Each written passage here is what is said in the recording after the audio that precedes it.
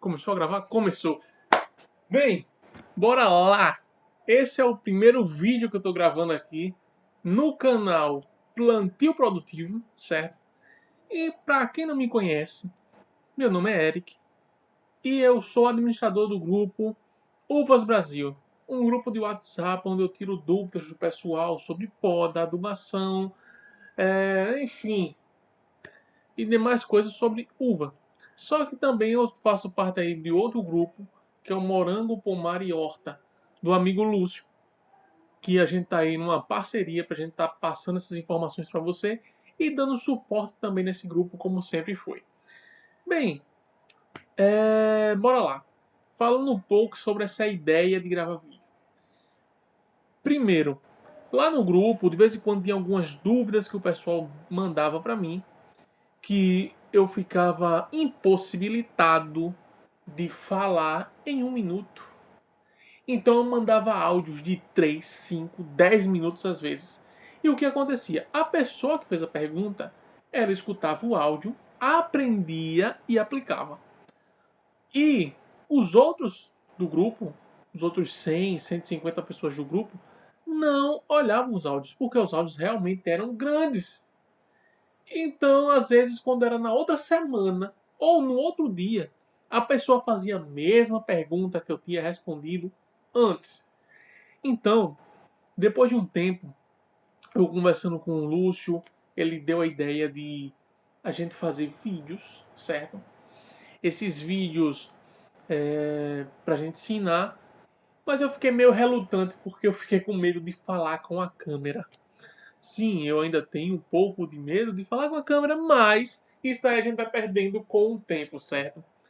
Bem, o que a gente vai falar aqui hoje é um básico do que eu já falo nesse grupo. É um básico de cultivo de pomar, de frutíferas em geral, e um pouco de horta, certo? Por quê? Porque, como eu disse, eu faço parte desse grupo e eu quero trazer mais as soluções que o pessoal já tem dúvida hoje para esse vídeo, certo? Então, bora lá. Sem mais delongas, o que a gente vai falar é o seguinte: o básico para o cultivo de pomar e horta de sucesso. Bora lá. Como eu disse, o nome do canal aqui vai ser o Plantio Produtivo, certo? E a gente vai trazer essa ideia de conseguir produzir. E também qual foi a ideia do canal? Eu venho estudando horta e cultivos já faz mais ou menos 4 anos, 4, 5 anos por aí. Então eu adquiri um conhecimento bom, não vou dizer top, mas foi um conhecimento bom para poder estar ajudando esse pessoal. Então assim, é isso que eu vou estar trazendo aqui nesses vídeos. E eu também quero que vocês deixem aqui na descrição do vídeo ou lá no grupo do WhatsApp, o pessoal aí do grupo Ovas Brasil, o pessoal do grupo de morangos, pomar e horta do Lúcio. Deixa aí, me fala se você gostou desse modelo que eu vou estar explicando aqui para vocês. Esse modelo como se fosse de escola, com um quadro branco, eu escrevendo, explicando. E também a gente vai atrás de informação na internet, viu? Então, assim, são coisas que eu já tinha aprendido, que eu também vou me basear em artigos científicos e práticas do que já está acontecendo. Eu não vou trazer aqui milagre, não venha achando que vai achar milagre. Ah, coloquei um ovo dentro da terra e veja no que deu. Eu não vou fazer tipo desse vídeo. Eu não vou fazer vídeo desse tipo, não vou ficar dizendo, enterrei uma banana no vaso e olha o que aconteceu. Não, não vou fazer isso. Eu vou trazer aqui artigos científicos, coisas práticas que já foram testadas e que tenham conhecimento empírico e também científico. Então vou trazer um trabalho aí, vai ser muito cansativo, sim, mas aí eu vou trazer mais mastigado para vocês, certo? E a minha formação não é agronomia, já explicando. A minha formação não é agronomia, eu sou formado em administração e marketing. Mas eu sou um cara que sou muito curioso em outras áreas e eu amo plantar, eu amo criar animais. Enfim, eu não vou contar muito minha história aqui não. Vamos para o vídeo. O básico para o cultivo. A primeira coisa que a gente tem em dúvida é qual é a época de poda, qual é a época da adubação.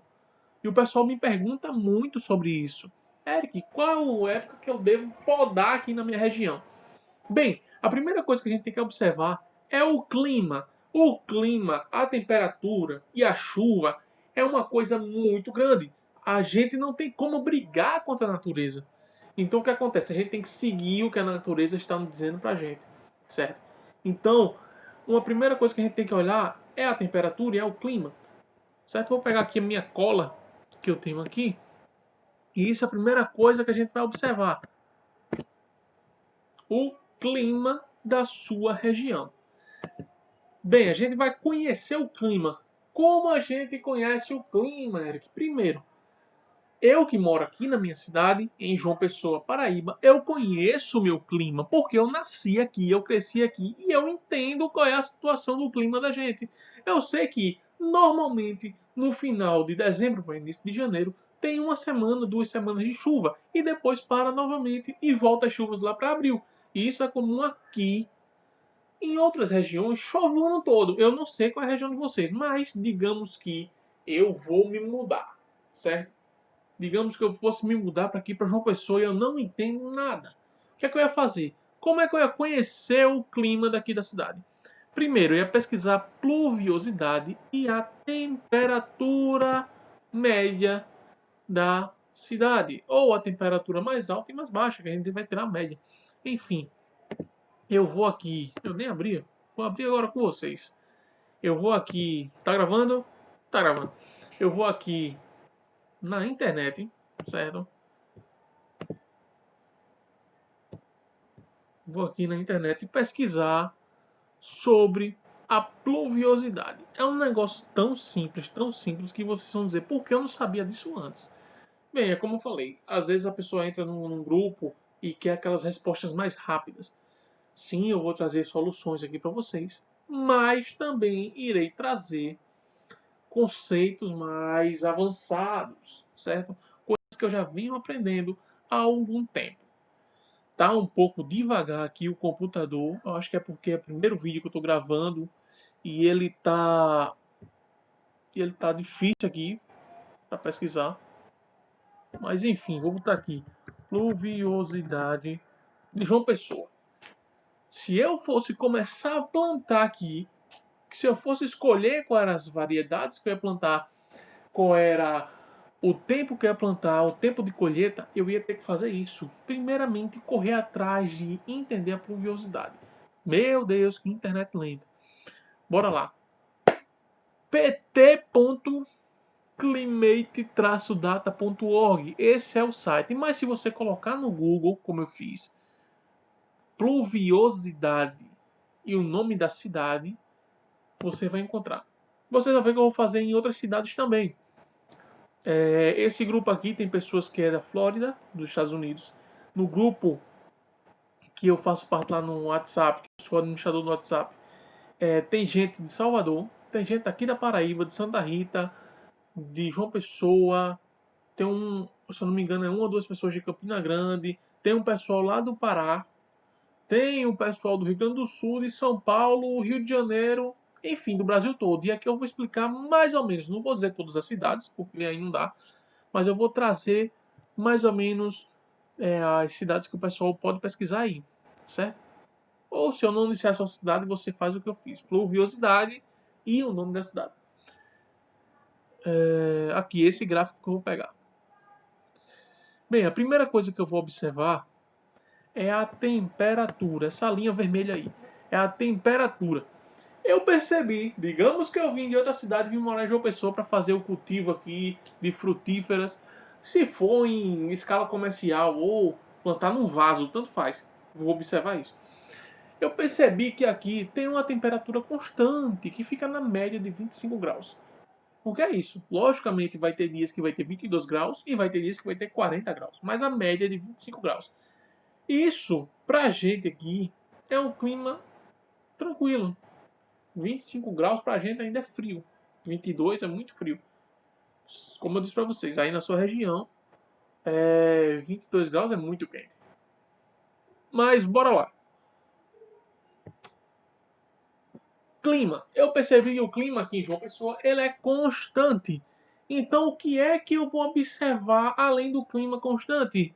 Eric, eu não posso me basear pelo clima. Você vai, mas eu vou voltar a repetir.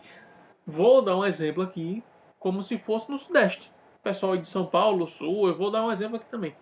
Mas o pessoal do Norte e Nordeste, que quer observar a questão da temperatura, que a temperatura é constante, você vai observar a pluviosidade. O que é pluviosidade? A quantidade de chuva que cai. Aqui em João Pessoa, a gente percebe que a época de mais chuva é abril, maio, junho e julho. E em agosto ela vai começando a ir embora, certo?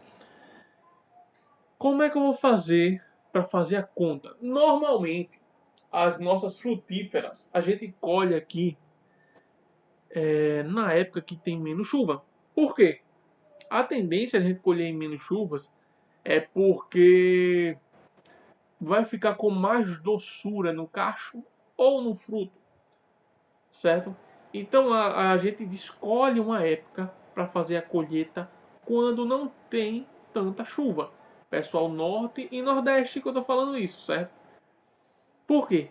O raio do sol vai incidir sobre o cacho ou o fruto, no cacho de uva ou o fruto que você estiver cultivando. E aí, com essa incidência solar, vai aumentar o açúcar da fruta.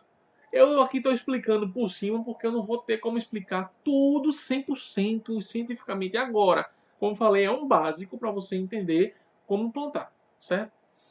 Então, vamos dizer, com menos umidade no ar, com menos água no chão e com incidência solar maior na fruta, na planta, a doçura aumenta, certo?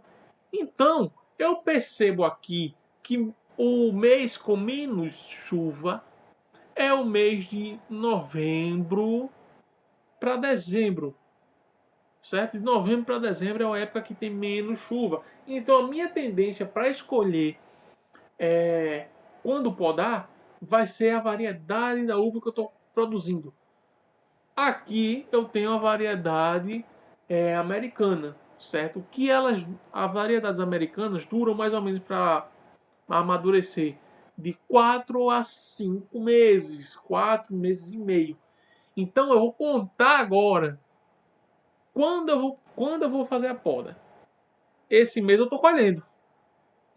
1, 2, 3, 4. Aqui as variedades que demoram 120 dias para eu fazer a colheita, eu vou podar, fazer a poda de frutificação aqui, certo?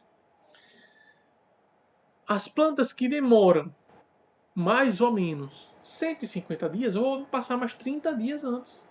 Vai ser aqui em junho. Então a época aqui em João Pessoa de poda, eu posso tirar daqui, ó, de maio, junho e julho. Eu posso estar fazendo a poda maio, junho e julho. Aqui em João Pessoa, eu estou fazendo de novo. Eu estou fazendo a pesquisa de João Pessoa. Por que eu estou sendo enfático em dizer isso? Porque no grupo, no WhatsApp, eu sempre falo isso. Gente, aqui em João Pessoa faz isso. Aí o pessoal, quando vê, o pessoal lá do sul fez a poda. Eu disse, pelo amor de Deus, aqui em João Pessoa eu faço dessa maneira. Esse cálculo que eu faço aqui em João Pessoa.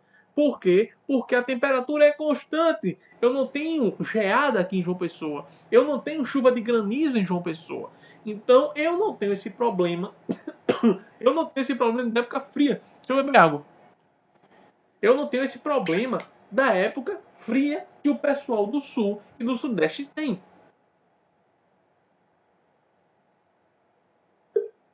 Então, o que acontece?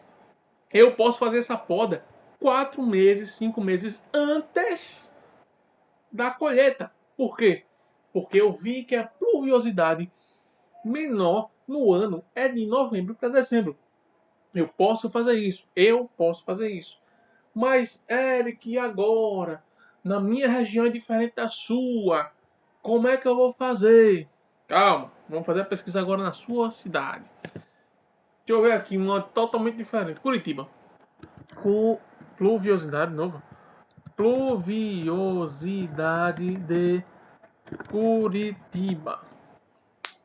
Curitiba é totalmente diferente da região aqui de João Pessoa, certo? Então, vamos observar. Entrei aqui na cidade de Curitiba. Aqui eu já tenho uma percepção que a temperatura aqui chega a 8 graus. Misericórdia. Eu não aguento não. 8 graus, nem a geladeira aqui é 8 graus. Nem a geladeira aqui de casa cheguei a 8 graus. Enfim, 8 graus Celsius. Então, eu não posso agora me basear pela quantidade de chuva. Por quê? Porque a temperatura que vai comandar. A força da natureza que diz assim: a brotação não vai vir no frio. Então eu não posso lutar contra a natureza. Certo? O que é que eu vou fazer?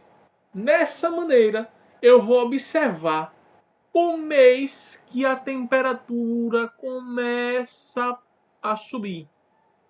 Certo? A temperatura começa a subir. Qual é esse mês? Eu estou vendo aqui que é de agosto para setembro. Agosto para setembro, a temperatura começa a subir.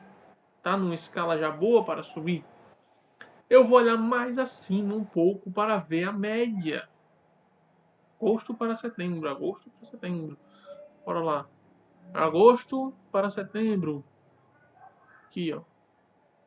Agosto para setembro, ele vai estar uma temperatura de mais ou menos a temperatura média de 20 graus. Algumas videiras já começam a produzir, a nascer, fazer a brotação. Acima de 15 graus ela começa a brotar. Então aqui, ó, setembro para outubro, você faz a poda de agosto para setembro. E de setembro para outubro vai começar a vir a brotação, porque está chegando nos 20 graus. Vai ter dias que vai estar acima de 20 graus. Então, eu vou ter que observar de uma maneira diferente. Enquanto no norte e nordeste eu vou estar observando a quantidade de chuva para fazer uma conta inversa, no sul e sudeste eu vou observar a temperatura. Quando é que a temperatura vai começar a subir acima de 20 graus? Ah, Eric, aqui na minha região só começa a subir acima de 20 graus no final de setembro para outubro. No final de setembro para o início de outubro. Então você vai fazer a poda em setembro. No início de setembro para o meio de setembro você faz a poda. E aí, depois de 15 dias, 30 dias, vai começar a brotação. Na sua região é diferente. Mas, Eric, e agora? Depois de 4 meses, outubro brotou. Outubro, novembro, dezembro, janeiro, fevereiro. Em fevereiro que eu vou estar colhendo. Na sua região é assim. Essa diferencial na sua região. Certo? Bora lá. Vamos pular para o outro tópico. Isso aqui eu fui deixar mais claro possível para não ter essa discussão mais lá no grupo com a época de poda, certo? Eu espero que vocês tenham mais ou menos entendido o que eu quis dizer. Trouxe esses gráficos para isso. Bem, o que esperar por cada clima?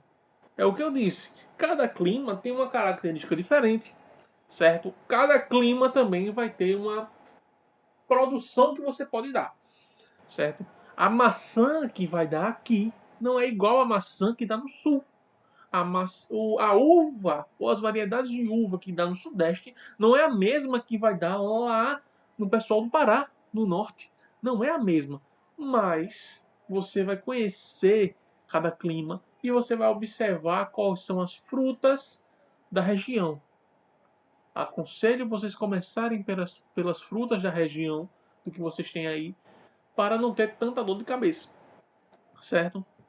E puxando para o pessoal aí da uva, quem quer plantar uva, aconselho pelas variedades americanas, porque são variedades mais rústicas. Variedades mais rústicas, certo? Vamos para o segundo ponto, senão esse vídeo vai ficar gigante. Vão ficar gigante, o vídeo vai ser de 1 a 2 horas. Os vídeos vão ser assim, certo? Mas aí, como vocês estão vendo, eu vou tentar explicar o máximo possível, trazer uma aula com muita informação, certo? Para dar o material com maior valor para vocês. Isso tudo que eu estou dizendo aqui foi de pesquisas e estudos que eu passei 4 anos fazendo esses estudos, 4 anos lendo artigos científicos para trazer isso para vocês, certo? Bora lá para o segundo ponto. Já sabe qual é o clima? Agora você tem que saber qual é o solo. O solo da sua região. Por que eu tenho que saber qual é o solo? Porque a planta vai no solo, meu amigo. A planta vai no solo, minha amiga. Então o que acontece? Se você não conhecer o seu solo, não vai adiantar de nada. Eric, mas eu moro aí perto da tua cidade. Eu moro em Bahia, eu moro em Cabedelo, eu moro em Santa Rita, ou eu moro em João Pessoa. Trazendo para o pessoal aqui de próximo, que eu vou explicar melhor.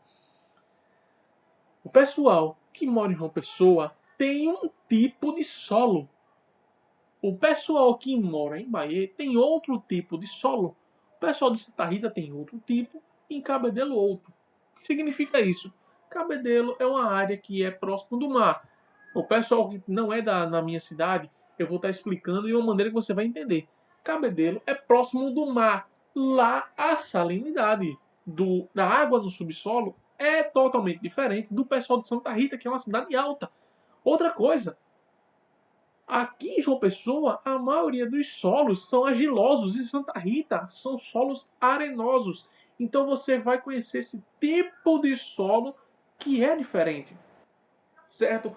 Mas em maneira geral, qual é o preparo do solo? Primeiro você tem que conhecer qual é o solo que você tem para entender também qual é a variedade de planta que você vai colocar, certo? Mas em forma geral, o preparo do solo é muito semelhante, certo? Primeira coisa vai fazer a calagem. Por que a calagem ou gessagem? Porque, por via de regra, os solos brasileiros são solos ácidos. Ele tem uma acidez muito alta. O que significa isso? Solos ácidos tendem a ter menos nutrientes do que solos neutros. E também tem a mesma deficiência o solo alcalino. Isso aí, alcalino, ácido, neutro, é uma aula de química. Isso aí eu posso estar explicando depois. Mas eu quero que você entenda de modo geral. O nosso solo aqui no Brasil, ele tende a ser, do território todo, tende a ser um solo ácido. Onde, por exemplo, minhoca não vive.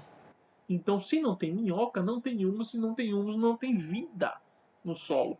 Então, o solo ácido, ele tende a ser pobre, um solo pobre.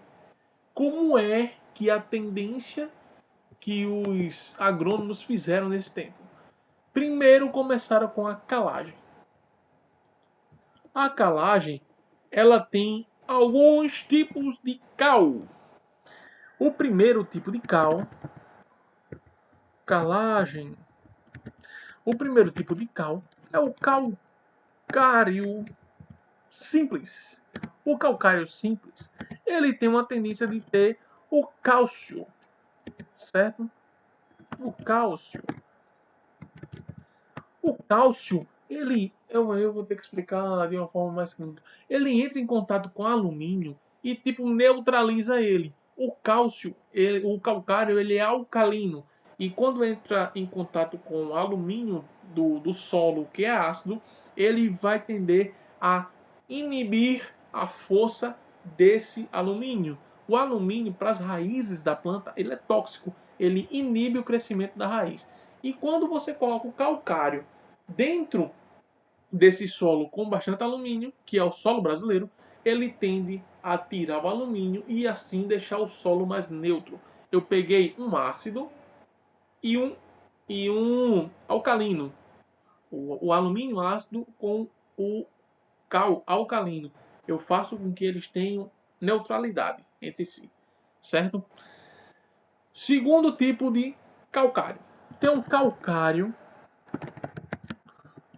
dolomítico. O que é esse calcário dolomítico? Ele tem o cálcio e o magnésio. O magnésio e o cálcio, eles são, junto com nitrogênio, fósforo, potássio, o cálcio e o magnésio, eles são dois macronutrientes que são essenciais para as plantas. Então aqui, além de você estar deixando o seu solo mais neutro, você está adubando o seu solo, digamos assim. Certo? Outra forma é o gesso. Existem estudos gesso agrícola. Existem estudos agrícola. Existem estudos que mostram que o gesso agrícola ele tem uma lixiviação maior do que o calcário. O que é lixiviação, Eric? Eu não entendo isso. Lixiviação é... Deixa eu ver como posso explicar. Solubilidade. Aí eu tenho que explicar também o que é solubilidade. Enfim, é quando ele pega, o gesso pega os nutrientes que estão acima da camada da terra e joga lá para baixo. Isso se chama lixiviação. Eric, então isso é ruim. A lixiviação vai mandar-se embora para dentro da terra o fósforo, o potássio, o nitrogênio, certo? Vai fazer isso. Mas se lembra que o gesso tem uma concentração alta de cálcio, certo? E, pelo que eu vi, o cálcio que ele se junta com o... Não, composição... Tem... O gesso, ele tem cálcio... Poxa, eu vou ver até agora. Que é muita coisa que o cara lembra na cabeça. Composição do gesso agrícola. Olha só. Vamos ver. É isso. É isso mesmo, é o enxofre. Aqui, ó.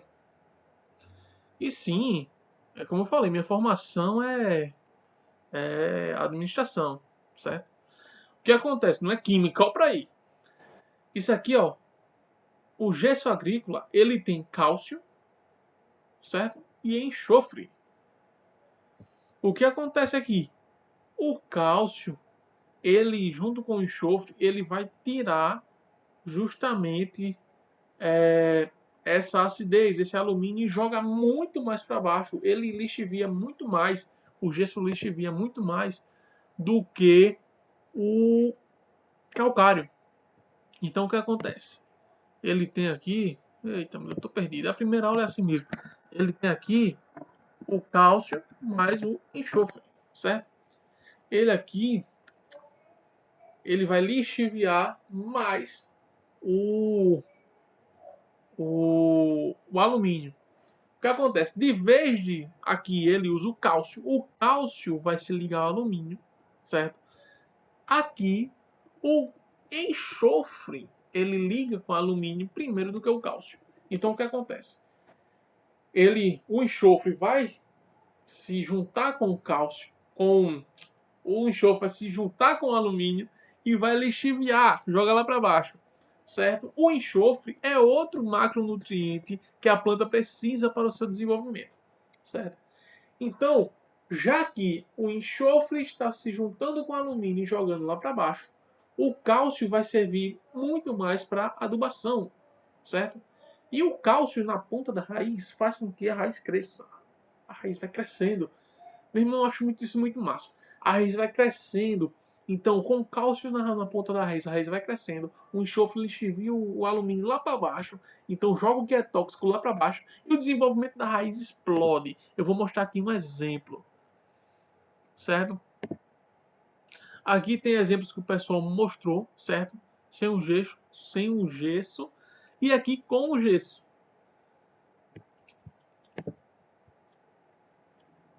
Deixa eu botar aqui, ó, essa imagem aqui do Grupo Cultivar, certo? Eu vou estar dando referência do Grupo Cultivar, mostra a diferença aqui. Aqui é uma adubação de NPK simples, certo? E aqui com gesso. tem o cálcio, tem o enxofre, a raiz cresce muito mais, justamente por isso, porque o enxofre ele vai jogando o alumínio lá para baixo, tá vendo aqui, ó? Isso aqui é uma molécula de alumínio, ela vai tipo segurando, ela segura o desenvolvimento da raiz. E aqui o enxofre vai lixiviando o alumínio e a raiz cresce muito mais. Com o maior crescimento da raiz, a planta desenvolve muito melhor. A planta desenvolve muito melhor. Então, para você entender, o que eu estou trazendo aqui para vocês é um entendimento, primeiramente, do clima, segundo, do solo. Isso é uma parte do solo. A gente vai entrar agora para outras partes, outros pedaços que explicam mais sobre o solo, certo? Bem, com um solo preparado, um solo pronto para receber essa semente, certo? O que vai acontecer?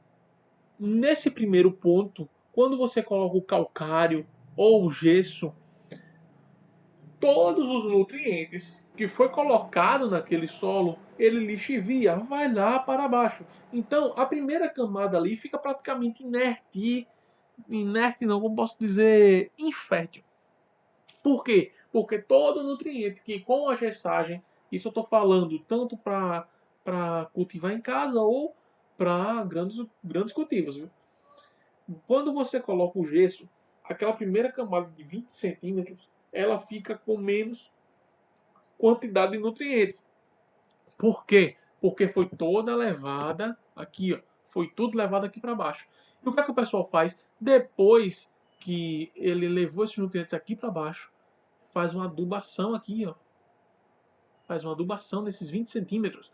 Isso faz com que tenha nutriente no fundo do solo e na camada mais amostra, digamos assim.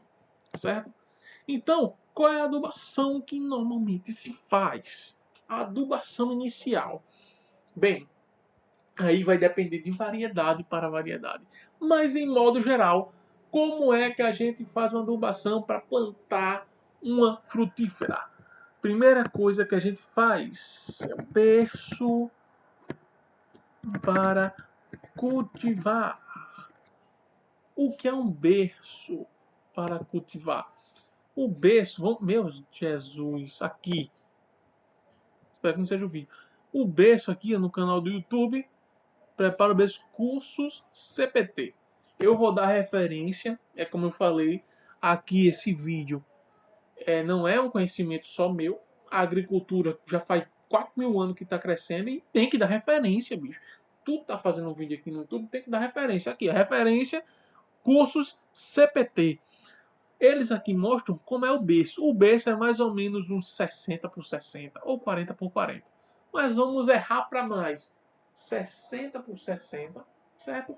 Com 30 centímetros, 40 centímetros de profundidade. Se quiser 60 centímetros, tudo bem. O trabalho é maior, mas a planta vai agradecer. O que acontece? Se lembra que jogou o calcário aqui e ele lixiviou?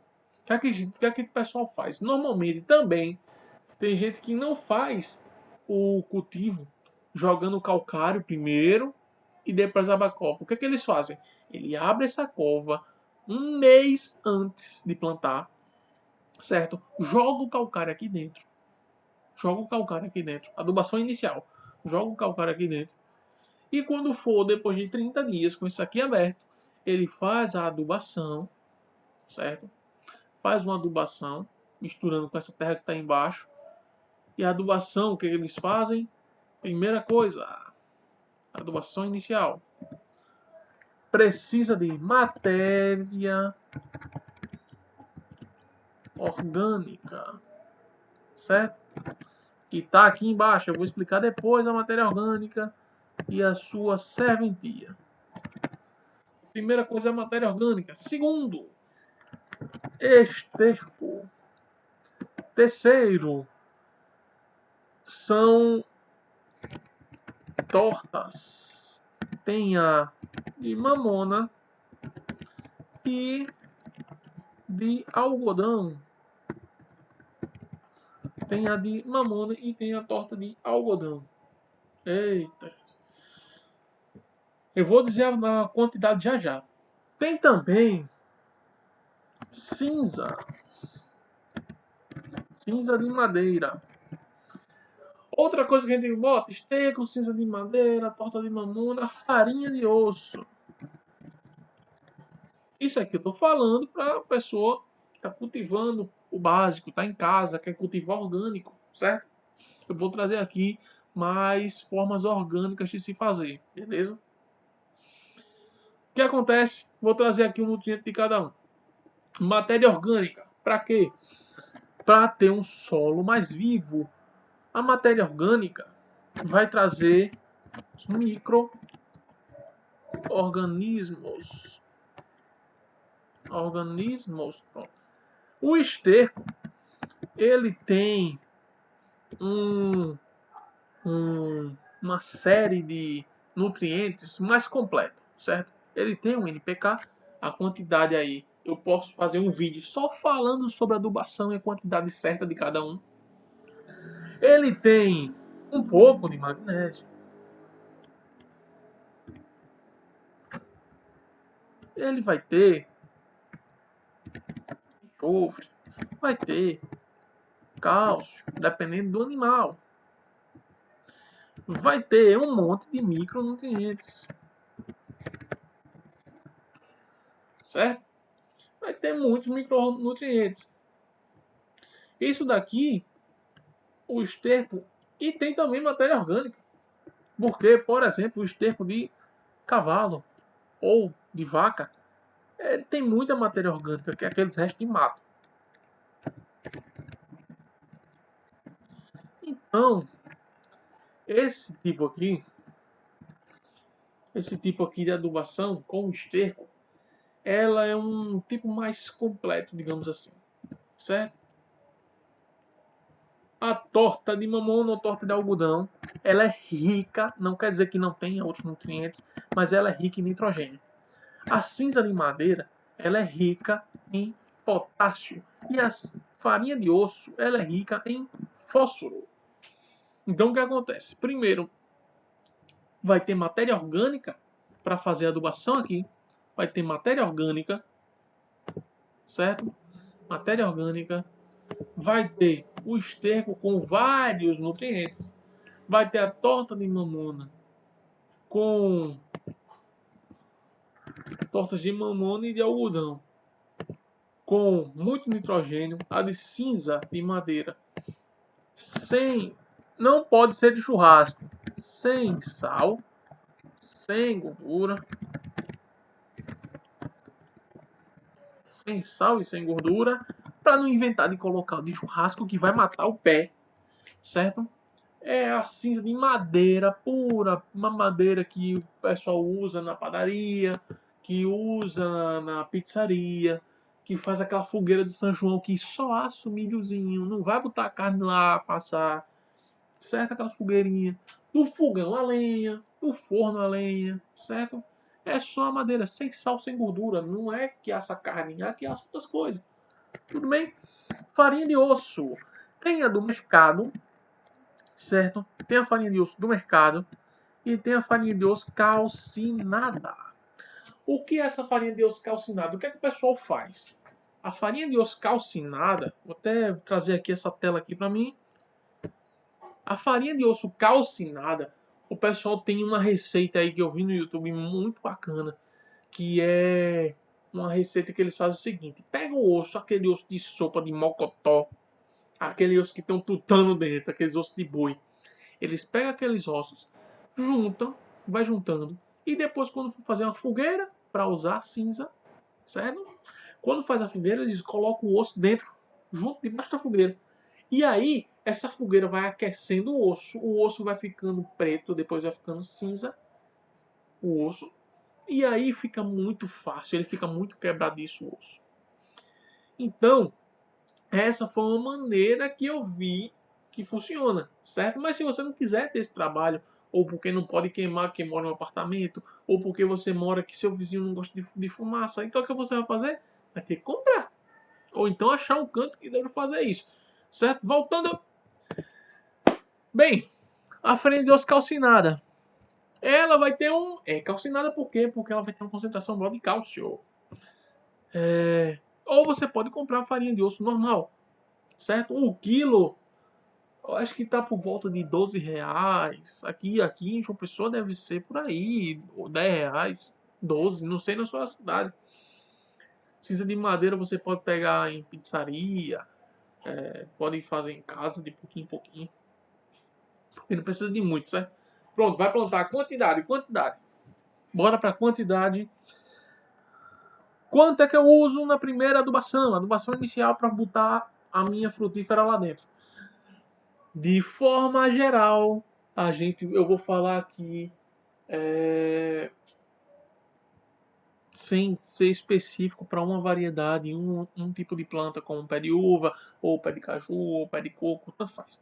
Matéria orgânica, não tem regra. Matéria orgânica não tem regra. Quanto mais, melhor. Não tem problema.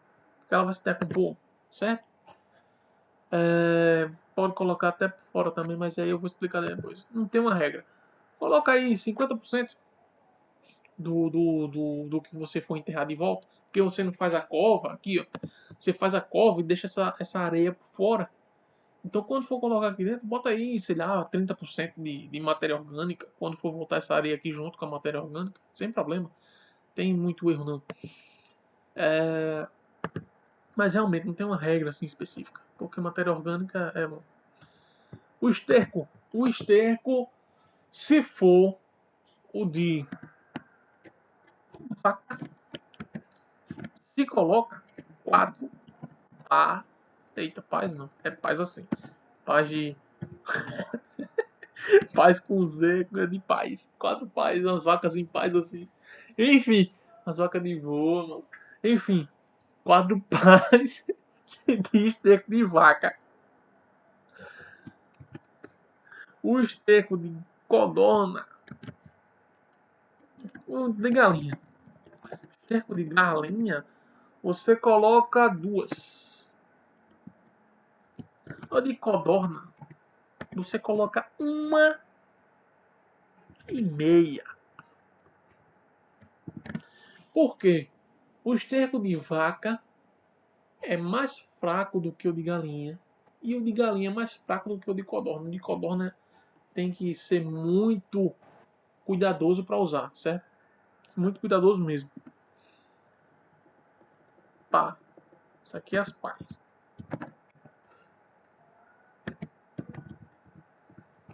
As pás. Torta de mamona ou de algodão. Por que torta de mamona ou de algodão? Porque você vai estar vendo o que tem na sua região. Por exemplo, um problema que eu tenho muito aqui. Aqui eu procurei bastante essa torta de algodão, certo? Aqui em João Pessoa não encontrei. Eu encontrei para vender. Campina Grande. Cidade na Paraíba, mas é mais fácil em Campina Grande, que é 100 km daqui. E eu não encontrei em João Pessoa. O que eu encontrei em João Pessoa é a torta de mamona. Então, o que eu tenho na minha região, eu vou usar. Se na sua região não tem torta de mamona, usa a torta de algodão. Se não tem a torta de algodão, use de mamona. Se não tem nenhum dos dois, aí com certeza você vai achar a mamona no meio da rua para fazer. E para fazer a torta de mamona, pessoal, quebra a mamona todinha. Ela ainda verde, você quebra, macera essa torta. Para quê? Para quebrar as sementes. Você quebra essa torta todinha e deixa secando no sol. Depois pode aplicar na planta. Lembrando que não coloque torta de mamona se você tiver animal em casa. Por quê? Torta de mamona é tóxica. Ela cria gases nos animais. Gases. Vai ficar empachado, vai morrer com gases. É sério. Cuidado. Não pode falar morrer porque esse vídeo vai pro YouTube. Falei de novo. Não pode. Mas enfim, vou cortar esse áudio.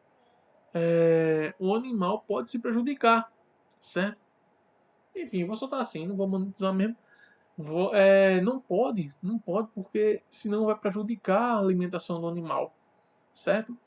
Então tem que ter esse cuidado, tenha esse cuidado, não bote torta de mamona se você tem um animal de estimação, pelo amor de Deus, não faça isso não, Principalmente se for farinha de osso. Aí tu bota farinha de osso, chama a atenção de um cachorro dando de um gato, o gato vai lá comer a farinha de osso e come a torta. Aí lascou. Enfim, não faça isso não. Não faça isso. De novo, não faça isso. Não use junto com... Pronto. A torta de algodão você pode. Porque a torta de algodão eu encontrei em loja de animal, porque a torta de algodão, ela usa como alimentação animal. A torta de algodão como alimentação animal. Quanto você vai usar? 500 gramas. Você pode usar 500 gramas para doação anual, para doação inicial, certo? Esse aqui também, 500 gramas. E esse aqui, 500 gramas. Igual. 500 gramas de cada. Outra coisa também que eu não botei aqui. Humus de minhoca. A mulher quase que não sai. Pode usar 500 gramas também. Um de minhoca. É bom, porque aí a minhoca já vai nascer. Porque ele, tipo, acho que por incrível que pareça, o pessoal não sabe. Mas, eita, eu tava cobrindo aqui, ó. Voltando aqui. De novo, deixa eu mostrar aqui. Eu vi agora que a câmera tava cobrindo. Desculpa. Torta de mamona, 500 gramas. Torta. O cinza de madeira, 500 gramas. Farinha de osso, 500 gramas. E humus de minhoca, 500 gramas, certo? Voltando. Esqueci o que eu ia dizer. Sim, humus. O humus de minhoca, quando você compra no mercado, se não for aquele que é secado no sol tal, e acaba matando os ovos que tem ovo de minhoca dentro do humus de minhoca. Se você não souber, se não sabia, agora vai saber. Tem ovo de minhoca dentro do humus de minhoca. Então, quando você colocar isso daqui dentro do berço de cultivo, junto com esses outros nutrientes, principalmente com matéria orgânica, o que, é que a minhoca vai fazer? A minhoca vai nascer daquele humus. A planta vai usar aquele humus que você colocou e as minhocas que forem nascer vai comer essa matéria orgânica. Bacana, né? É muito bom. Enfim, a matéria orgânica. Primeira coisa, já falei. Ela é boa para minhocas. Ela é boa para alguns animais como os imbuá. Sempre falei imbuá. O pessoal às vezes centopeia. Gongolo. Aquele tatuzinho de terra. Deixa eu ver se eu consigo achar foto. Minhoca, imbuá, centopeia, gongolo. Deixa eu botar aqui. Gongolo. Esses bichos, eles vão triturar matéria orgânica, certo? Esses bichos aqui, ó, vai triturar matéria orgânica, criando um humus. Vocês sabiam que isso daqui é o que aduba lá a Mata Atlântica? Aduba lá a mata da Amazônia? É isso daqui, ó. Não existe nenhum jardineiro dentro da Mata Atlântica que vai colocar lá 10, 10, 10, 4, 14, 8. Não. É esses bichos aqui, ó. Eles comem a matéria orgânica. Deixa eu botar aqui. Eles comem a matéria orgânica e transformam em humus. É esses bichos aí. Aqui, ó. Deixa eu ver aqui. Esses bichinhos aqui, ó. Eles comem as matérias orgânicas. Certo? E vai fazendo com que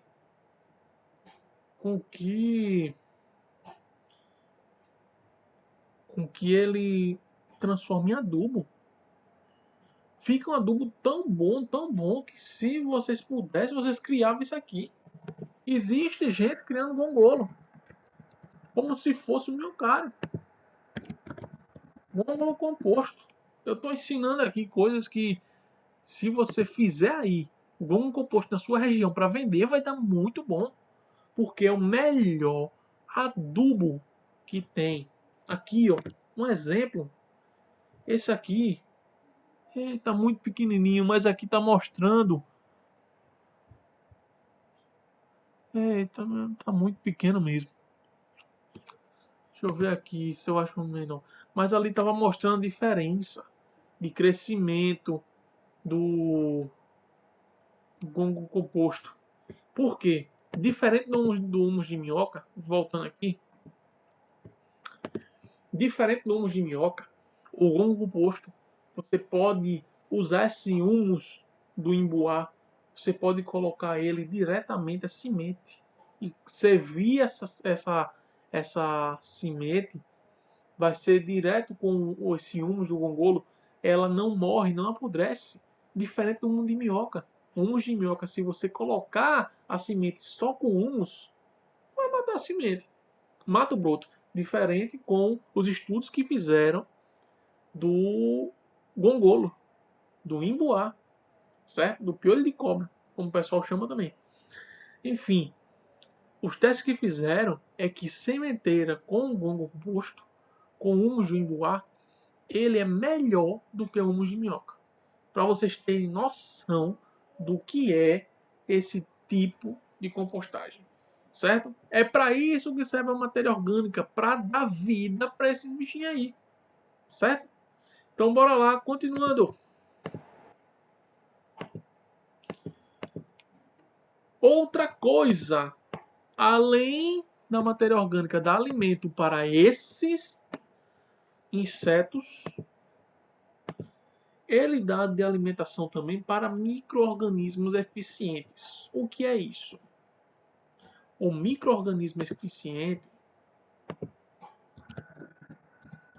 organismos eficientes, eles são bactérias, fungos que se desenvolvem nas folhas das matérias orgânicas e transformam ela em adubo. Ajuda a facilitar no adubo. O que acontece? Esse negócio feio aqui, ó, são os fungos que se criam. E aí eu posso colocar só um vídeo explicando sobre micro-organismos eficientes e vou explicar muito mais do que eu posso falar aqui. O que acontece? Eles, na natureza, eles se juntam às raízes, das plantas e fazem o quê? Uma simbiose. O que é simbiose? É quando dois seres vivos, em comum harmonia, fazem um crescimento mútuo, um ajuda o outro.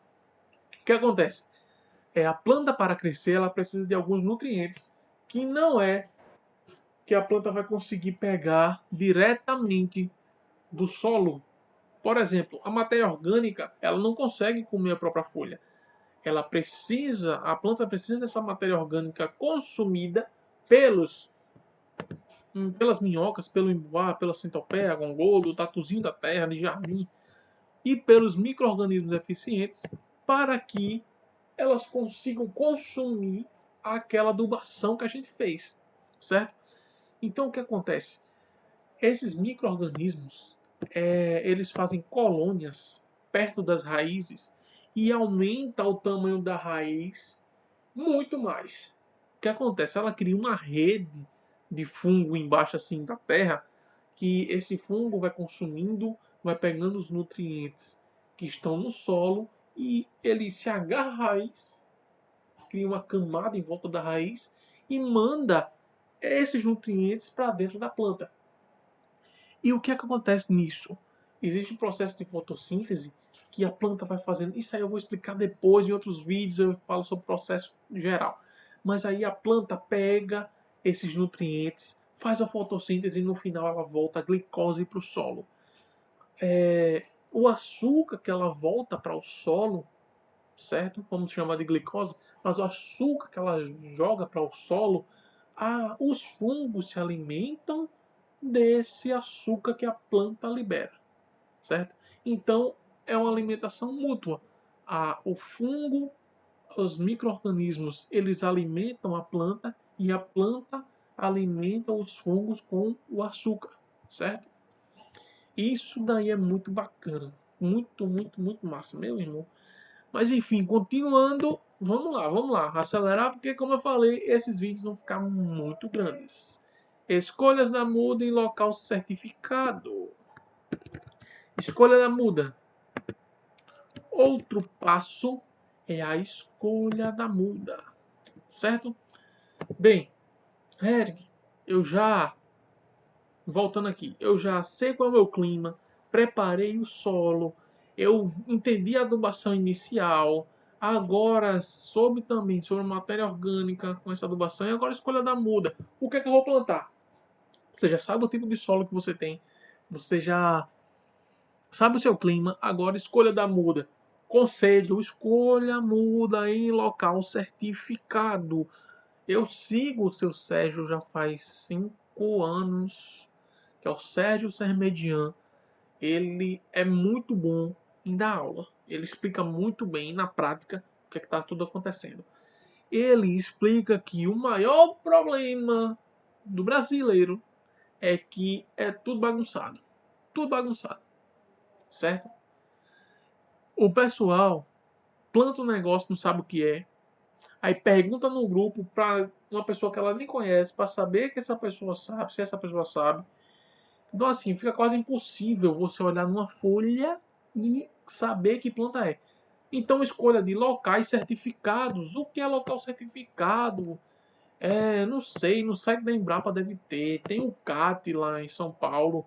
Aqui no Nordeste tem o lá de Petrolina, Petromudas. Então, assim, tem locais certificados para você conseguir essas mudas de boa qualidade, certo? Não errem em pegar muda de beira de estrada e lascar o seu pomar. Você fez tudo certinho até agora. Quando vai escolher a muda, pegar uma muda errada, pelo amor de Deus. Pronto, vamos fazer o seguinte. Consegui, Eric, eu sei, eu tenho uma planta em casa que eu sei qual é a variedade, eu sei fazer, sei de onde ela veio, sei a certificação dela, mas eu quero continuar produzindo para mim, colocar em outro local. Quais são os tipos e como eu vou fazer essa muda? Tem duas formas, em geral, que você consegue duplicar essa muda. Pela semente e pela estaca. A Eric, não tem essas duas não. Conheço mais. Conheço mais. Mas só tem duas. Só tem duas. Você pega uma semente e planta. Ou você pega uma estaca e planta. Ah, Eric, mas não tem aquela alporquia, né, pela estaca? Então pronto. Você faz a alporquia. É uma forma. Estaca. Você faz a estaquia. Você pega uma estaca e coloca no chão. Estaquia. Você pega a estaca e coloca para dentro do chão e sai. Mergulha. Então existem várias formas de propagar pela estaca. Pela semente. Você pega uma semente e planta. Só que um adendo. Eu vou explicar aqui a situação. Vou voltar de novo para a minha cara. Meu Deus, tá esse tempo todo na minha cara e eu não percebi. É verdade, era para estar assim. Mas enfim, eu vou explicar aqui. A escolha da muda, locais certificados, voltando. Eu tô me acostumando ainda, viu? Esse é o primeiro vídeo, tô me acostumando aqui com o equipamento, com tudo. Enfim, voltando pra minha cara, era pra estar aqui mesmo. A diferença de quando eu vou escolher se vai ser por estaca ou por semente. Eu vou trazer o exemplo que eu mais estudei nesse tempo, que foi uva, certo? A uva, ela tem uma característica interessante. Ela foi estudada geneticamente por mais de 200 anos. Então você não vai conseguir pegar uma semente e colocar no chão e dar 100% certo, meu irmão. Minha irmã também que está assistindo. Você não vai fazer isso não. Por quê? Porque a semente ela é uma forma de reprodução que ela faz um embaralhamento genético. O que é isso? Eu tenho uma variedade que está produzindo aquela uva pretinha, uva Isabel. E aí, eu quero plantar essa uva Isabel. Ah, Eric, eu comprei no mercado. Eu pego aquela semente e plantar. Vai nascer? Vai. Não vai ser a Isabel. Por quê? A reprodução que acontece dentro do cacho de uva é o seguinte. A abelhinha vai lá no cacho de uva, na lateral, Pegou o pólen, vai na uva que está na sua casa, certo? Foi no seu vizinho, foi na pólen, chegou aqui, botou o pólen aqui.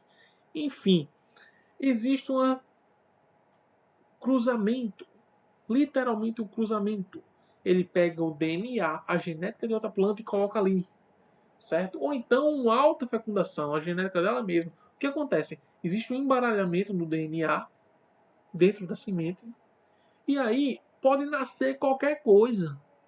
Pode nascer uma uva verde, pode nascer uma uva que a raiz é ruim, pode nascer uma uva que é a roxa, mas não é aquela, é outra.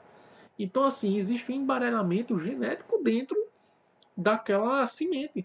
Então, você nunca, Eric, nunca, não. A probabilidade é 1 em 10 mil. Então, vamos fazer o seguinte: você tem na sua casa, você pega aquele cacho de uva, planta 10 mil pés, aí você espera 3 anos, daqui a 3 anos você vai ver qual é a variedade que vai pegar. Beleza? Então não faça isso não, velho. Você já tem canto certificado. Tu tem uma planta boa, tu vai reproduzir pela estaca. Pela estaca. Então, existem variedades que você pode sim plantar pela semente. Por exemplo, mamão, maracujá, caju, manga. Agora, tomate também. Enfim, as outras menores também, que é fruta. O tomate, a pimenta. Agora existe também as enxertias, que aí já é outro método. Você planta a semente resistente e faz o enxerto, né, nessa semente resistente. E aí vai entrar em outros assuntos que a gente pode estar explicando depois, beleza? Mas existem essas duas formas de reprodução, por estaca e por semente. Enfim, cuidado com as sementes que você vai comprar. Por quê? Vamos dar um exemplo de que você quer fazer uma produção aí pequena de tomate. Só que você pega uma semente que não é boa. Então você vai ter que plantar, fazer umas 10, 20 mudas para 5 dar certo. Tem muita gente que diz: Eric, eu plantei do jeito que eu vi na internet, eu plantei do jeito que tu falou e não deu certo. Por quê? Porque tu pegou uma semente que não presta. Às vezes a semente nasce vazia. A semente vazia não vai nascer nada. Então tem que ter esse cuidado, certo? Então tem que pegar sementes também boas, assim como as mudas, tá bom? Enfim, continuando. Deixa eu voltar aqui. Aqui. Continuando, está outra coisa que, meu amigo, acontece a identificação. Tem gente que a gente chega na casa dela e vai perguntar: oh, tudo bom, que planta é essa? Ela faz: sei não, comprei faz 5 anos, nem lembro mais. Sabe, eu sei que é uma manga, mas eu não sei se é manga rosa, se é tal. Por quê? Porque faz tempo que plantou, nunca produziu nada e esqueceu. Ou então até uva. Uva também acontece muito isso. Plantei essa uva não, é daquela verde. Qual verde? Qual uva verde? Não, é daquela pretinha. Qual uva pretinha? Então fica às vezes impossível de você saber. Porque, pelo amor de Deus. Bora lá para outra parte. É as podas. Certo? Tipos de poda. Existe alguns tipos de poda para você fazer nas frutíferas. Existe cálice aberto. Vou colocar aqui a imagem.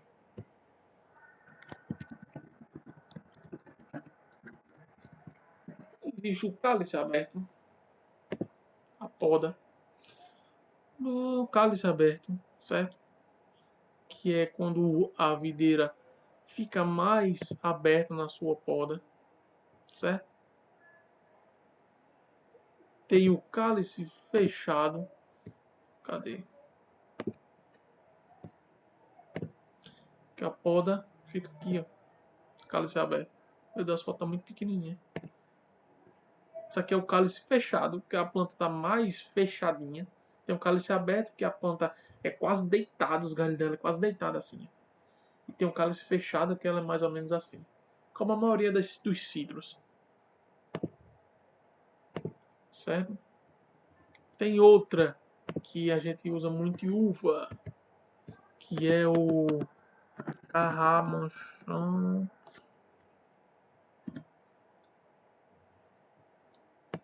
que é justamente esse pergolado que o pessoal faz, certo?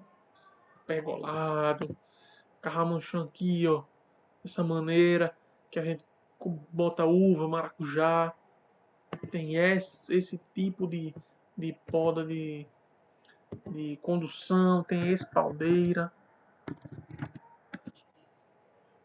eita moleque, não é de corte não sabia não, tinha de uva, postural, nem sabia, tá vendo? Quem é da área conhece, eu não sabia.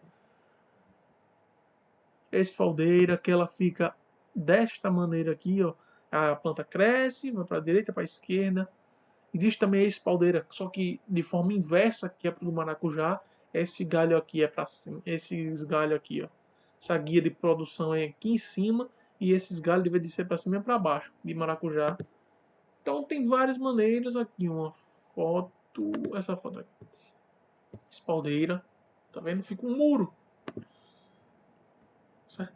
Existem alguns tipos de podas de formação. Isso daí eu posso explicar por cultivo, certo? Porque senão esse vídeo vai ficar gigantesco. Por cultivo, eu vou falar um dia de uva, outro dia de, de manga, enfim, do que vocês forem pedindo também, pode deixar na descrição, pode falar no grupo lá que eu vou fazendo os vídeos, beleza? Podas de frutificação, isso aqui é muito, muito, muito bom. A poda de frutificação é o seguinte: você tem que entender como a frutífera brota os frutos. Eu vou colocar algumas diferentes. Pé de jaca.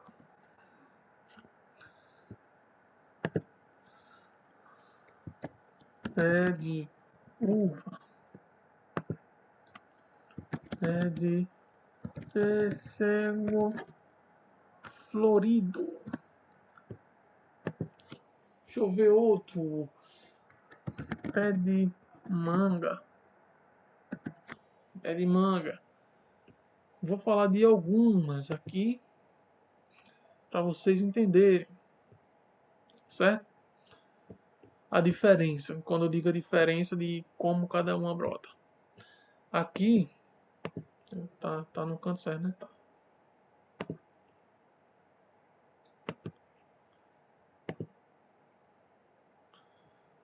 Você daqui dá para entender que o pé de jaca brota o fruto diferente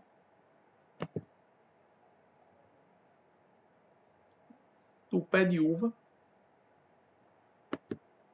Até esse aqui de vaso.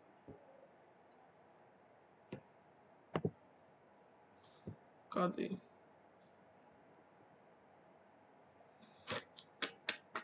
E que ao vivo praticamente é assim mesmo. Deixa eu ver aqui. Isso aqui mesmo. Que as fotos que, pelo amor de Deus, enfim. Então deixa isso. E o pé de pêssego. E o pé de pêssego. Vocês estão vendo que é diferente, né? A formação. Estão percebendo que a formação dos frutos ele vai sendo diferente de variedade para variedade. Aqui a jaca, ela cresce e dá um broto no tronco antigo, certo? O pé de uva vem um galho com um cacho. O pé de pêssego, esse galho nasceu um ano antes e veio aflorada na gema do galho. Até aqui. Na gema, no galho do ano anterior, no tronco, certo? Existem diferenças. Na ponteira aqui, ó, o galho cresce e na ponteira desse galho vem um cacho de manga. Na ponteira do galho vem o cacho da manga. Então, cada frutífera tem a sua forma de frutificação, certo? Então, tem que se observar qual é a poda que você vai fazer. Como você vai podar depende do como vem os brotos, beleza? Bora lá, próximo assunto. Adubação anual. A adubação anual você faz em que época do ano? Lembra que eu falei no início do vídeo sobre época de poda? Beleza, você agora sabe qual é a época de poda. A época da adubação anual é um mês antes da poda. Acabou. Pulou. Acabou. Tem o que falar mais?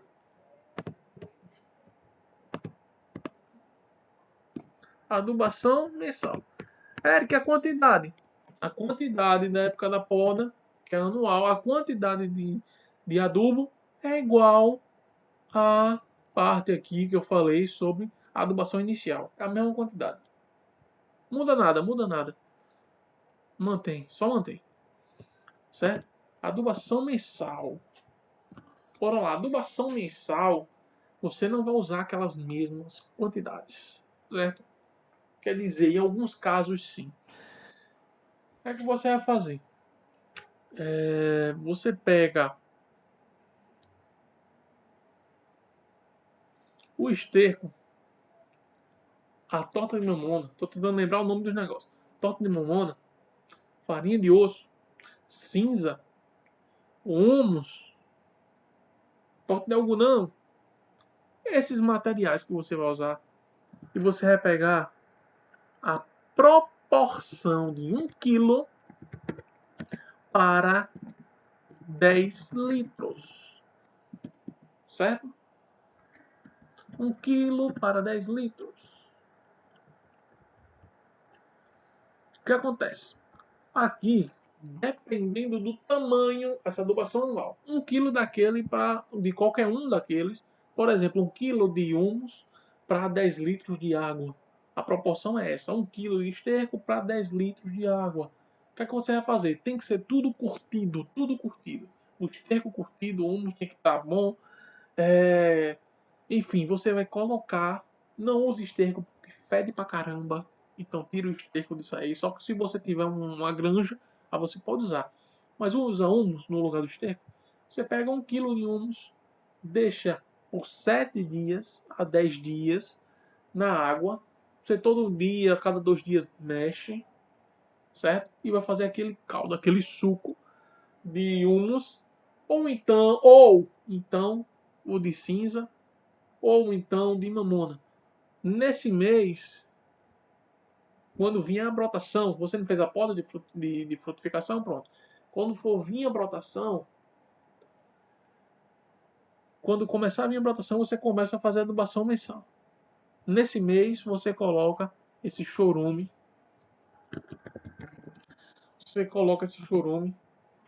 De humus. No mês que vem, coloca um chorume de torta de mamona. No outro mês você coloca o chorume de farinha de osso. No outro mês de cinza. No outro mês. E assim você vai trocando. Todo mês um. Quantidade. Se você tiver uma planta num vaso de 50 litros, 80 litros, você não vai botar 10 litros de água. Não vai. Você coloca 200 ml, 100 ml no vaso pequeno. Coisa pouca, porque o vaso é pequeno.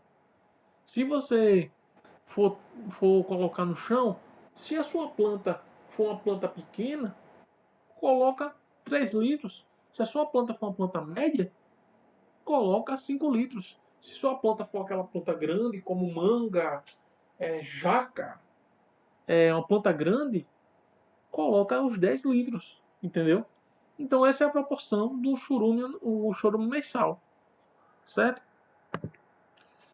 Para pulverizações. Agora vai chegar.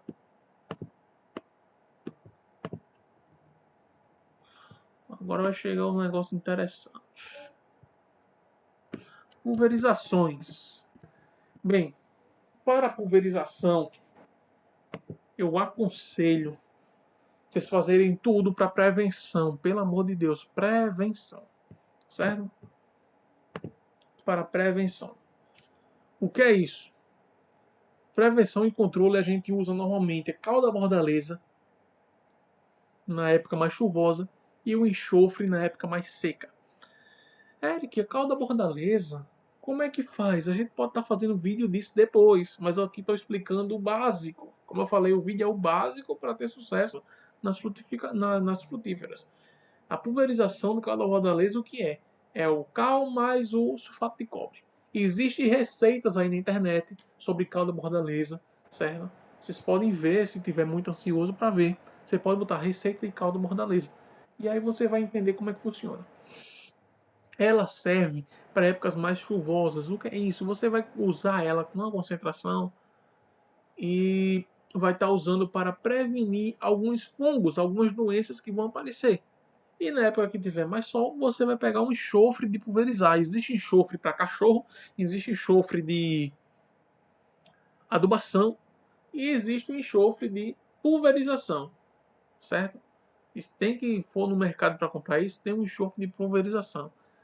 Aí teve uma dúvida hoje mesmo que eu estou gravando esse vídeo, teve uma dúvida no grupo que era o seguinte: Eric, eu não tenho um cal da Vandaleza, eu não achei o cal virgem na minha região. O que é que eu vou fazer?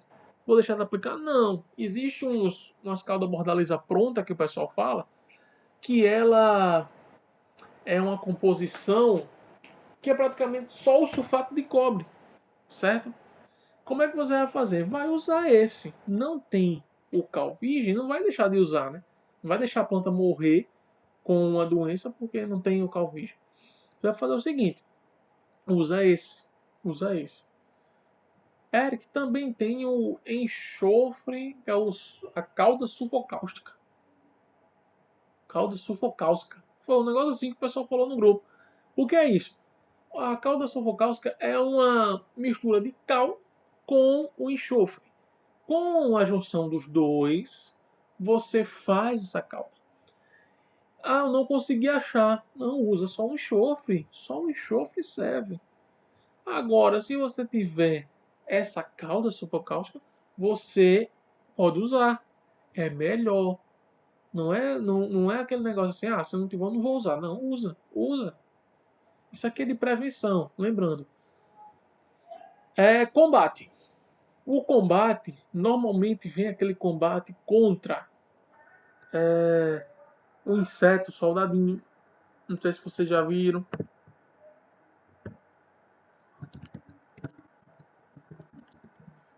Aqui, ó. Um inseto. Esse bicho aqui, ó. É chato pra caramba, velho. Muito chato ele. Porra, tô clicando tudo errado. Um inseto aqui, ó, soldadinho. Pense num bicho que suga a seiva de um bicho. De um pé de graviola. Pense. O pé de uva também ele aparece muito. O pessoal aqui em João Pessoa usou fumo. Calda de fumo. Existem também receitas. Eu posso estar fazendo vídeos sobre cada tópico desse de uma forma mais abrangente, beleza? Que é o que eu vou fazer futuramente. Tem o óleo de nim também que espanta insetos. Tem o óleo vegetal e o óleo mineral que também você pode usar. Um é para inseto e o outro é para tirar aquela fuligem que fica em cima das folhas. Pronto. Cada um também tem uma forma de ser usado. E tem algumas misturas inventadas. O que é isso? As misturas inventadas são aquelas misturas que o pessoal coloca sabão de coco junto com água, pimenta e não sei o que. O pessoal inventa essas coisas. Porque não querem usar o famoso veneno. Logicamente, a gente que está trabalhando em casa, né, aquele negócio de cultivar em casa, não vai querer colocar veneno na nossa comida. Mesmo que o pessoal diga, não, mas é defensivos agrícolas. Mas a gente sabe que no fundo, no final é veneno. Que é para matar alguma coisa, então é veneno.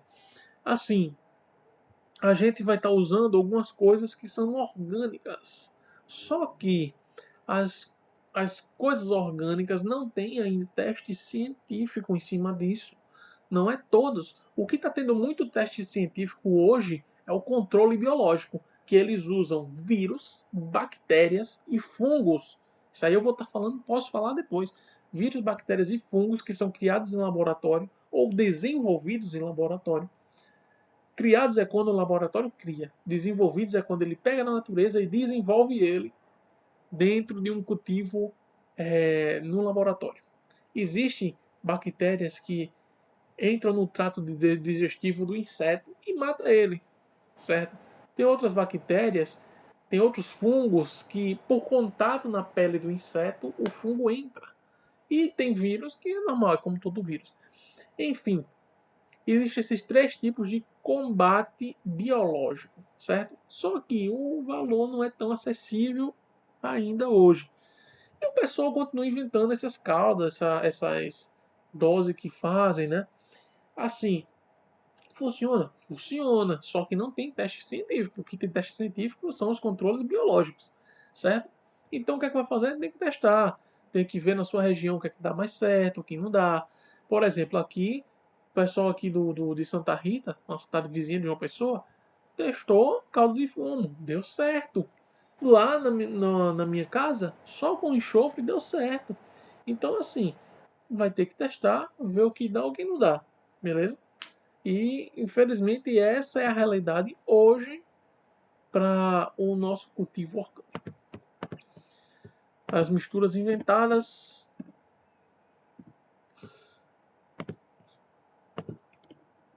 certo? Existem também alguns cuidados extras. Que cuidados extras são esses? O pessoal lá do grupo Fanáticos, né? Lá do grupo Fanáticos por Parreira. Na verdade, não foi nem o pessoal, foi o seu Sérgio Sermedian mesmo que inventou isso. Ele inventou isso aqui, ó, ensacamento dos frutos. Cara, foi uma sacada muito grande, muito grande. O que estava acontecendo? Tinha o saco que o pessoal usava, que é aquele saco plástico de feira, que simplesmente às vezes deixava o cacho melado. O que é que ele fez? Ele pegou um tule, fez um saquinho de tule como se fosse aqueles de sabonete que dá em festa. Em festa, um negócio, tem festa que dá esse negócio de sabonete dentro do saquinho. Só que é um saquinho pequenininho, desse tamanho. O que o seu Sérgio fez foi grande para caber um cacho de uva. Foi grande o saco. E ele fez isso aí e deu certo. E aí ele fez, não, vou ter que testar de novo. Testou novamente. Segundo ano, deu certo de novo. No terceiro ano, ele testou com outras variedades e outros cultivos, como goiaba, como pêssego, e começou a dar certo em outros cultivos. E aí, ele pegou esse saco, que é um saco de tule, e começou a ensacar. Eric, se eu não ensacar, vai dar errado? Não, só que é um manejo mais aprimorado, que facilitou muito na hora do cultivo. Então, assim, se tiver, é melhor. É que nem a questão lá da calda bordaleza. Ah, não tem o cal virgem, posso usar o industrial? Pode. Se não tem, beleza. Mas se tiver, é melhor. Então você pode fazer isso no seu cultivo. Outra coisa, para o pessoal que planta horta, certo? Horta ou até os frutos pequenos, que é as pimentas, o tomate, berinjela, que conseguir fazer isso, ó, abrigo na cultura, que é uma estufa. Infelizmente hoje, ou com insolação muito alta, ou com chuva muito forte, ou com chuva de gelo, acontece de a gente perder a produção. Acontece. Infelizmente aconteceu muito lá em casa de perder a produção. Certo? E outra coisa que hoje aconteceu, hoje não, essa semana aconteceu. Eu não sei o que deu na cabeça dos passarinhos de comer negócio cru, cru entre aspas. O negócio tava nem pronto. Os passarinhos pegou os cachos de uva lá de casa, velho. Os cachos ainda estavam crescendo, tava nascendo, velho. Os passarinhos foi lá e comeu as flores. Não esperou nem a flor sair, comeu as florzinhas do pé de uva. Então, se tivesse um abrigo, esses pássaros não iriam comer as flores da uva, né? Então, um abrigo também é outra maneira de aprimorar o seu cultivo. E o por último aqui, e não menos importante, é a automação. Bem, como eu falei para vocês, eu sou formado em administração e muito curioso. E aí eu comecei a estudar sobre automação e automação industrial, sobre programação em computador. E aí eu aprendi a fazer algumas automações em Arduino, que aí é um equipamento que você pode fazer as programações de controle, de leitura, enfim, de uma série de coisas. E aí eu comecei a pensar em automação para a cultura que eu tenho lá em casa. Porque eu me casei e eu deixei a casa da minha mãe, certo? E lá tinha 3 pés de uva e eu plantava de vez em quando tomate, eu plantava mais tempero. Primeiro porque eu gosto muito de cozinhar também, eu uso tempero. E eu plantava os temperos embaixo do pé de uva para espantar os insetos. E aí, com um tempo para cá, eu não podia mais. Minha mãe teve que fazer uma cirurgia e também não podia estar mais cuidando. E eu fui pesquisar automação para fazer, né? E consegui encontrar alguns macetes, algumas coisas que podem ser feitas. Por exemplo, eu encontrei com um doutor em irrigação. Ele estava fazendo doutorado para irrigação. E aí ele inventou um método que era por pressão. Ele pegava uma vela, uma mangueira e um pressostato de geladeira não, de máquina de lavar. E fez um sistema automático. Poxa, eu fiz isso lá em casa e funcionou. Só que tinha que ter uma manutenção, como tinha tempo que eu não ia, acabou deixando de funcionar. Mas não é porque o negócio não funciona, funciona sim. Só que eu não tinha tempo de ficar fazendo manutenção. Aí a segunda coisa que eu fiz foi comprar mangueira de irrigação, de novo, nesse ano. Comprei mangueira de irrigação e fiz a automação por um temporizador de energia. Deixa eu ver se eu consigo encontrar aqui. Temporizador digital de energia. Aqui, de tomada. E aí eu encontrei, para vocês verem aqui. E aí eu encontrei esse daqui. Que aqui eu posso fazer a programação que eu quiser. Se eu não me engano, foi mais esse aqui que eu comprei. Foi um negócio desse aqui. Aí o que acontece? Aqui existem programações nele, dia, hora, minuto, tem tudo aqui. E aí o que é que eu fiz? No caso eu não comprei no Mercado Livre, né, gente? Eu comprei no mercado aqui próximo de casa. E o que acontece? Aqui a pessoa consegue programar a irrigação. O que é que eu fiz? Liguei aqui essa tomada. Eu liguei numa válvula solenoide de máquina de lavar. E essa válvula solenoide, quando tem energia, ela liga. E quando não tem energia, ela desliga. Certo? Quando não tem energia, que ela fecha, a irrigação para. Quando entra energia nessa válvula solenoide e entra energia, ela abre o registro dentro, que é elétrico, e aí passa a irrigação. Eu fico, caramba, eu tenho que fazer isso. E aí eu encontrei esse temporizador e fiz lá a irrigação. Poxa, deu muito certo. Então, uma coisa que é uma mão na roda pra gente. Um ensacamento, é uma facilidade, diminui a ataque de inseto no fruto, que a gente vai comer o fruto. Né? Infelizmente, às vezes acontece de pegar alguma doença no folha, no caule, nos troncos das árvores, mas o fruto está intacto, a gente tem como ainda controlar. Mas é ruim quando a gente também perde o fruto, né? Mas aí com o ensacamento resolve. Com a cobertura eu ainda não fiz lá na casa do meu pai. A cobertura, mas eu vou fazer. Eu vou ver aí como é que eu vou fazer. Tem também essa controle de automação. Então são coisas que a gente vai trazendo para o nosso dia a dia que facilita muito, muito, muito. Certo?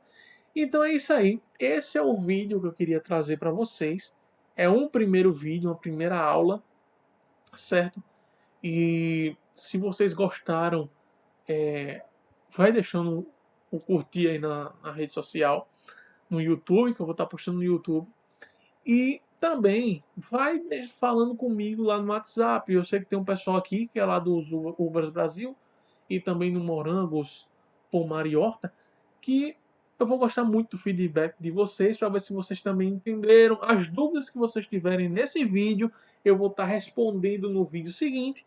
E também vai surgir ideias para novos vídeos que eu posso estar trazendo para vocês, para essa comunidade aqui, que é do Uvas Brasil, do Morangos, Pomar e Horta, beleza? Então, continue seguindo aqui o Plantio Produtivo. Valeu!